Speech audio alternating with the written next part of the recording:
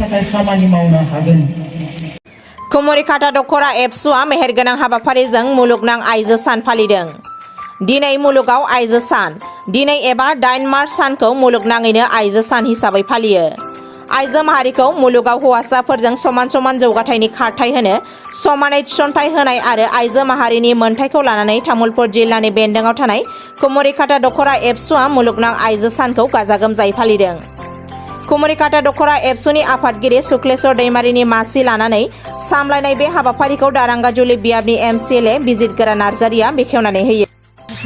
मुलुगनां आइजो सान दिनैनि बे समाव कुमारिघाटा दखरा दुलाराय बर' फरायसा आफादा सानसेनि मेहेरगोनां हाबाफारि जोङो खुंफुंबाय।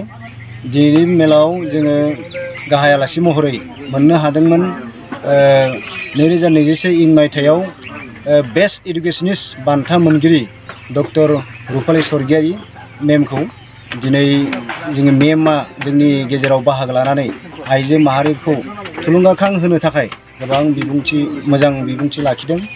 बे बिबुंथिनि गेजेरजों जोंनि आइजो माहारिखौ आं सान्दों जोबोद मोजाङै गावनि न'खर सामलायनाय, गथ' गथायखौ फोरोंनाय, समाजाव आइजो माहारिया मा बिफाव लानांगौ बिनि सायाव बाथ्रा बुंनायनि गेजेरजों आइजो माहारिखौ सांग्रां खालामनो हागोन आं बेखौ मिजिंथिदों। दिनैनि मेला आइजो माहारिखौ जों माबादिहाय सांग्रां खालामनो हागोन बिनि थाखायनो जिहेतु जों आइजो माहारिनिनो गासै गामिनिफ्राय बाहागो लाहोदों आरो बाहागो लानाया जोबोद मोजां जादों। दा बे हिसाबै जोङो दिनैनि बे हाबाफारिखौ जाफुंसार जाबाय होननानै आङो दखरा आफादनिफ्राय कुमारिघाटा दखरा दुलाराय बर' फरायसा आफादनिफ्राय आङो फोरमायबाय। गोजोन्थों। बेवहाय जोङो माखासे आइजो माहारिनि बे हाबाफारिनि गेजेरजों जोङो मोजांथार मोनसे हाबाफारि लाफादों।